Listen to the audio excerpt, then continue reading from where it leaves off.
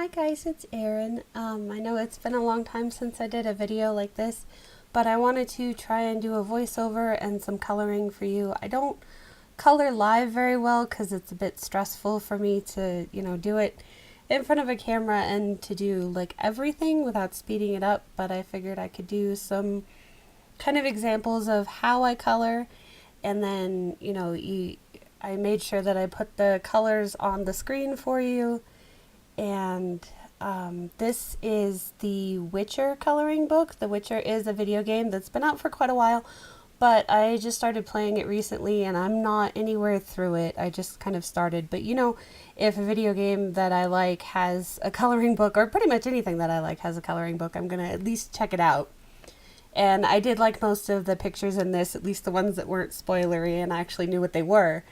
So I figured I would go ahead and get it, and I kind of based my colors for this page on screenshots from the game. So I play on PC and I play on ultra graphics, and I have a gaming PC. That's pretty much what my computer is for. It's for video games. So I I have everything kitted out for that. And so I was able to work from high resolution reference photos to get things the way that I wanted them to look. And so you saw in the beginning that I had a base color for him of the BG72, and then I go in and then I blend it in some darker colors, and then I go in and add shading, or shadows and drop shadows and all of that stuff, because blending isn't necessarily the shading part. It's just giving it some depth. And then once you add the shadows like this, where I'm doing with the dark indigo, and you have drop shadows that tell it this is even more in depth here, and it starts to become less flat. Because, I like the way the Copics are just by themselves, but I always have a hard time getting harsh shadows. There's a thing with, Copic coloring in the card world where it's all about the blending and getting everything to blend seamlessly.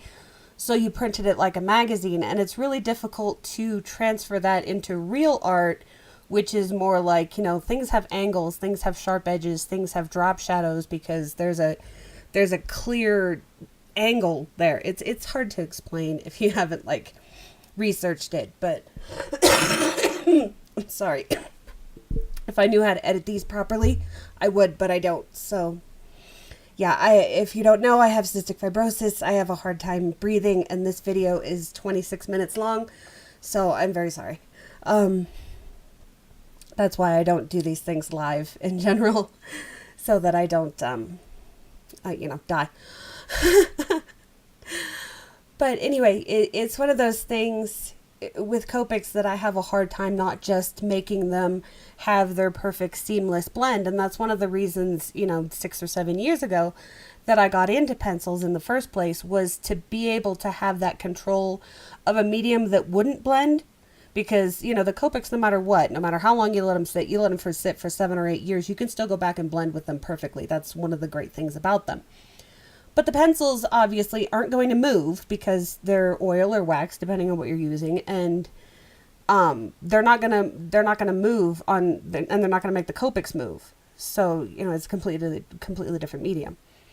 So I'm able to get those harsh shadows and those deeper blends that aren't so seamless that the Copics do. So there's a reason to have both, and that's one of the reasons that I had both in the last 2 years that I've been coloring in adult coloring books. I had all these things on hand already because I've been working with Copics for 8 years, and a lot of this stuff is pretty much muscle memory. I have a hard time thinking about it logically as to why I'm doing what I'm doing, so that I could do these voiceovers and even tell you. But it's a really simple technique of, this is me just laying down the base layer of the lighter color, and then the next thing I'm going to do is come in with the darker color, and I'm going to give it those harsh lines, and then I'm going to blend it out with the lighter color again, and that way you get a smooth transition from light to dark. And for me, it's all about working with the paper. This paper in this coloring book is it's a cardstock weight, so it's like, I want to say around 80 to 100. It's not thin and it's not thick. It's certainly not watercolor paper. I don't like to use my Copics on watercolor paper because it just saps the crap out of them. I mean, if you want to dry out a Copic marker, use it on watercolor paper. You know, those flowers and gems kind of books. Those things are watercolor paper, and Copics, they'll work. Of course, they'll work on any paper, but you're going to work harder. And you're going to use a lot more ink than I'm going to be using on this, or than I would be using on CreateSpace, which is basically, tissue paper.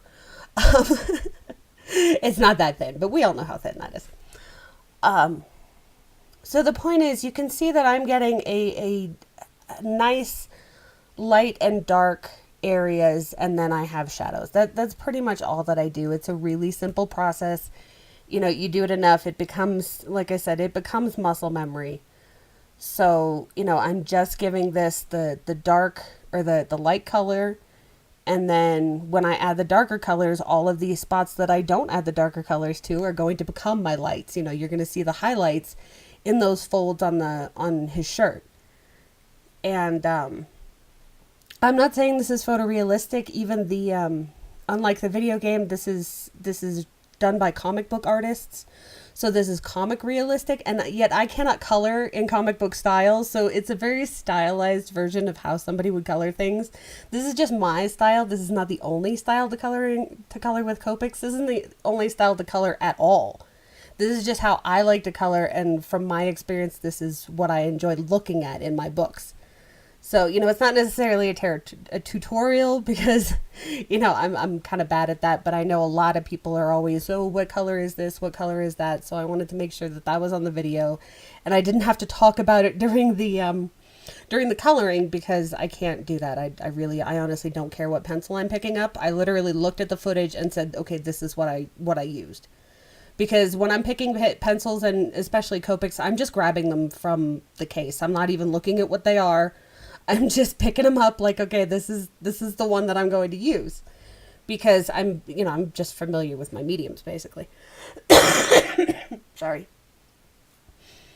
But I wanted to make sure that was available for you if you actually do happen to have this book, or are going to color it, or want to color, a dirty brown shirt or grayish shirt. It's kind of like grayish in the game.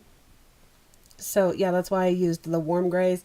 I used a lot of different grays in this because the different colors of armor. This is set in the 1100s or whatever.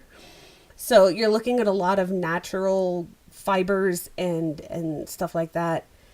And this is one of the things where I break the idea of don't shade with black, because I do shade with black a lot. And it works in pencils. I never use my white pencil for anything, but I use my black pencils like crazy. I don't think I've ever picked up a white pencil except for like I think I colored Geralt's hair later, and it's kind of a fail. So you'll see me fail at that. But I don't usually use white. I mean, his hair is white, so I tried. But it's just I have no use for it. But my black I use all the time, and I do tend to shade with brown a lot too. The dark sepia is one of my favorite colors. You would think that, oh, well, why aren't the pretty ones? But no, it's these dull colors that end up used a lot. It's the same with the Copics. I have used BG72 on 17 things in the last, couple months, because it's one of those great blue-green kind of colors that it's not bright enough to take over things, and it's not dark enough to disturb what other colors you're trying to do, but it's just enough to give shadow and depth to things. And this is me doing cast shadows. Cast shadows are really important because it's where you're basically telling the viewer where the light is. And so I want you to notice that his stomach is not flat. It has a little bulge to it. So his shirt is curving like that. But it's also these ruffles, or not ruffles, but these folds in his outfit are creating shadows on the rest of it. The belt that he's wearing around is creating a shadow, a drop shadow on his on the green tunic that he's wearing. So it's just telling in the easiest, most cheesiest kind of way, because this is so simple. It's just telling the viewer this is what you're seeing. And whether, it's obviously not actually there, it's just paper. But you're just suggesting to the viewer what they should be seeing, because in real life you see it all the time. And so you're used to it. You're used to and expecting to see these things without even knowing about it. So it's the colorist's job to tell the eye, yes, I actually put this in there. This is what you're seeing. And I didn't film too much of this because, like I said, I have a hard time filming on coloring on camera. But I just wanted to give you guys aspects of what I'm doing for the page. So this is essentially what I'm doing for the background. I'm using these two colors, which I've already forgotten what they are. That one says E57 on it, so that's obvious. I'm using these two colors. One of them is darker, one of them is lighter. And I'm doing, like I said, I'm making that wash of the lighter color, which is E57, and then I'm coming back with the, what is it, E47 or whatever. I literally forgot. It was on the screen and I wasn't paying attention. And then I'm coming back in and I'm putting that dark down, and then I'm shading it out or blending it out with the light. And it's really hard to use these terms blending and shading and layering and all of that crap because they mean different things to different people. And there's a couple of these people that teach classes and they're all like, oh, well, artists don't even shade. And it's like, can we just, it's all buzzwords. You know what I'm doing. You can see what I'm doing on the camera. So whether you want to call it blending or shading or layering or whatever, that's what I'm doing. I'm giving it depth. So yes, I'm using E42. It says right there. I'm using E42 to imply that something is casting a shadow to make this area darker and giving it depth. Because that's all you want to do. And it's not even that fancy. Like I said, I'm not striving for perfect realism. Not only am I not interested in doing that, I cannot do that. I don't know how. It doesn't matter how long I've been coloring, and it's quite a while now. I don't know how to do exact realism because it's not something that I've studied. I'm not into it. I'm into cartoonish stylized, and so that's how I color. I color a stylized version of what I like to see. And so I'm basically just implying that this barrel is circular. So it's got darker on the edges and lighter in the center, and you can your eye sort of tells you, okay, this has depth because of the different shades. And that's all there is to it. And it's easier for me with the Copics because I'm used to it. It's faster for me because I'm used to the Copics, and they cover so well. This page actually took me 4 days in real life. I know people like to hear this. I got this book Monday afternoon. I started on it, and I finished it Friday afternoon. No, Thursday night. I finished it Thursday night. But I also played about 25 hours of Witcher during that time. So if you figure eating, sleeping, and playing video game plus coloring, that's how long it took me. So we can say there might be 20 hours worth of work in here. I don't think it was that much. It certainly didn't feel like that much, but I have a very hard time paying attention to things. And also with my breathing issues and my insistence on not wearing a mask, I have a hard time using the Copics for too long because anything with any sort of smell, and they smell like alcohol, I have a hard time being around. So, like I said, I didn't want to show you the whole background because that's not fun for me to just sit here and color in front of a thing and try and make sure I'm in camera and make sure the dog's not doing something, and I get interrupted a lot. And I have to take a lot of breaks because of the breathing. So, you can see the work that I did on the background. You can freeze frame, where I pulled out, and you can see things a lot more in depth. I don't remember the colors that I used for the wood. Honestly, I used so many different colors of wood. It's the browns in Copics are just fantastic. The everything is fantastic. Pick one or two and they're always good. T8 and 6 is one of my favorite colors for black, because I the thing with Copic is I never use my black because it's too black. Black things are not black.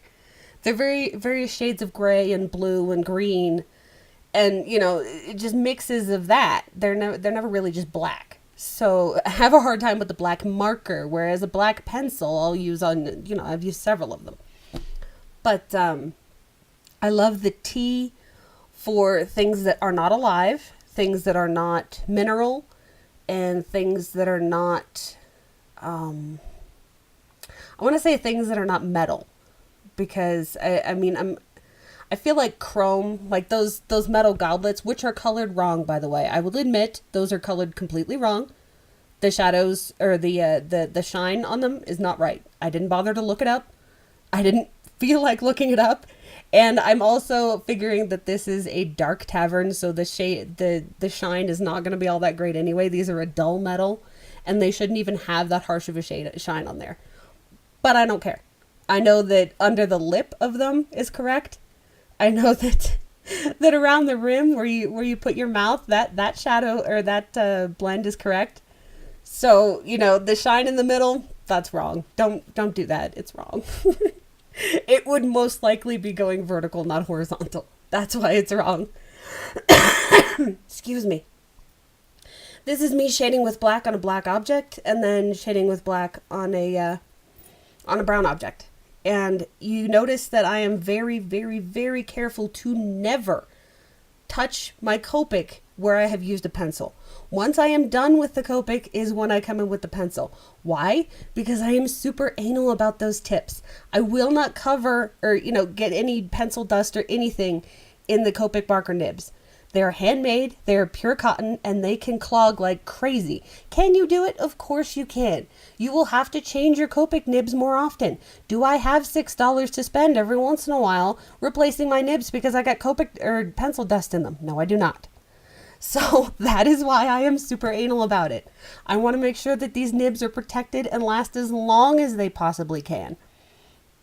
And like I said, they're completely natural and they're handmade. So the places that I get them are not always in stock. And I don't want to run out of one because I just happened to color over something when I really shouldn't have. Can you do it once in a while? Sure. But don't make a habit of it because you are going to ruin the life of your marker nib. Everything on a Copic can be replaced, so it's not that big of a deal.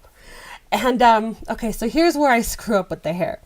Now, I don't, if you haven't played the game, and I've only played some of it, so I don't know why Witcher's hair, his specifically, his and the other girl, why they have white hair, but they have white hair. He's not old. Neither of them are old, okay? It's not gray hair. And I am too good, apparently, at coloring gray hair because that's immediately what I did.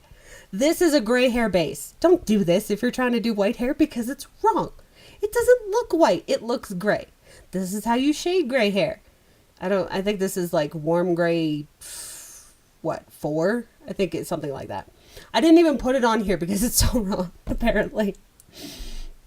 And I thought, well, his hair is supposed to be white. Yeah, it's a warm gray 4. His hair is so white, so I thought I would go in with a Posca and get rid of the lines. Now that sort of worked, but Posca and polychromos don't always get along because both of them are oil-based and they just kind of fight. And the polychromos are so, what am I trying to say? Sorry, I didn't mean to hit the mic. The polychromos are so hard that you can actually scratch it up. So not only am I shading for gray hair, but I'm also scratching up the pencil or the Posca, which I shouldn't be doing because it ended up being too white. And yeah, it did not go well. And I'm kind of worried because, of course, he's the main character of the game. You play as him. And then the other girl who also has white hair, you play as her too. And she's in the game, or she's in the coloring book a lot. And here I'm trying to use white to color over some of that because the Luminance Coranda Ash does not make oil pens at all, or pencils at all. They don't. I mailed them.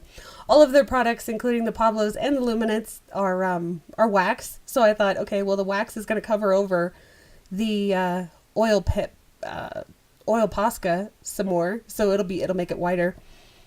Yeah, it didn't. I don't know. I mean, it wasn't a fail. You'll see in the close-up photo, it's not terrible, but it's not the white that I was going for. I'll have to figure out what to do later because he is the main character. The girl is gorgeous and I don't want to mess her up. this is my general skin for pretty much everybody.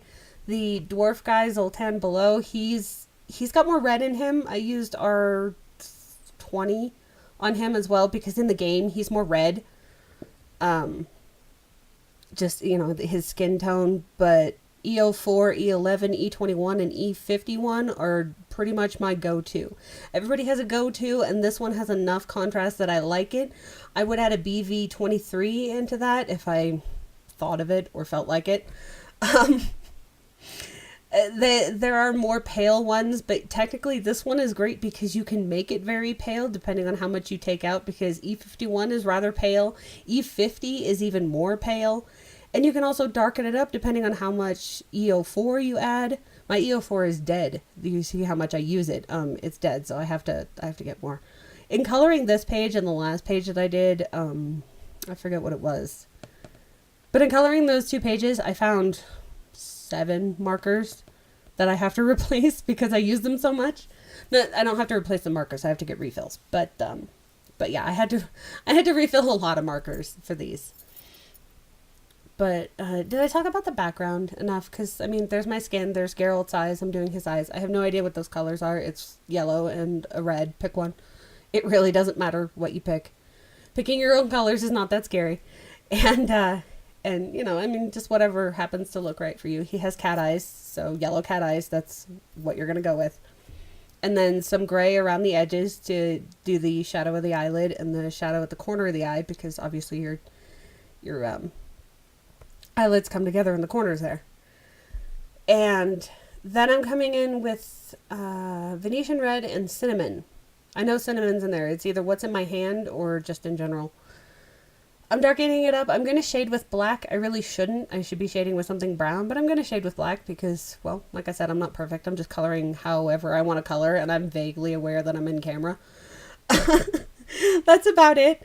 I like to strive for contrast because, you know, everything looks better with contrast, so you can see me darkening the shadows some more. I'm trying to stay away from his hair where I would normally do with gray hair because, like I said, you know, it's not gray, it's white. He's not actually old. He's very scarred, but he's not old. So his hair hasn't gone gray, it's gone white. Like I haven't played the game enough to know why. But yeah, so you can see the fiasco is sort of cleaned up. It's still pretty gray, but whatever. And so, okay.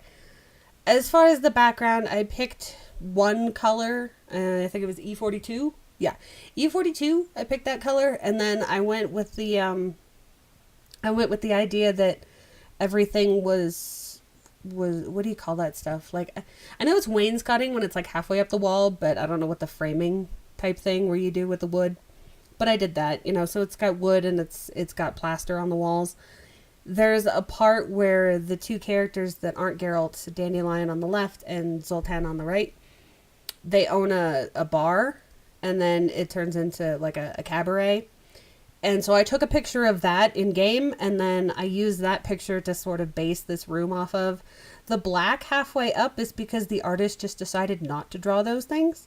So like the lines, you see like where their arms are, the lines just stop. And so I kind of made it so that the idea that the room is so dark you just can't see these things. And I tried to fade back in where the artist continued to draw. Because A, I didn't want to draw it myself, and B, I thought it looked neat. So, I mean, you can decide yourself if it looks neat or not. This guy's name is Dandelion, alright? So, he's fancy. He's a bard-ish type person. He's a poet. He runs a cabaret, so he is a very fancy person. His dress is very fancy. And this was not something that I could color a whole lot of on camera because if you look at his outfit, it's very, very fiddly. And normally I want to be like nose to the paper.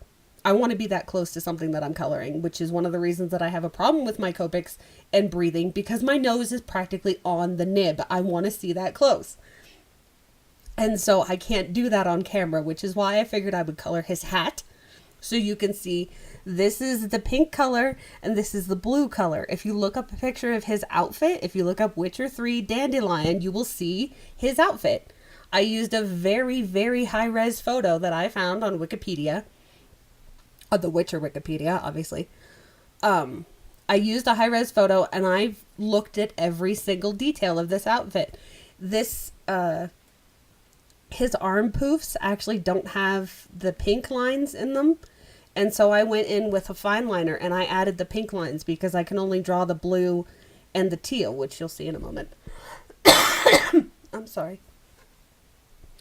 Anyway, so as detailed as this is drawn, it's still not as detailed as his actual outfit. That's kind of what I'm trying to get through.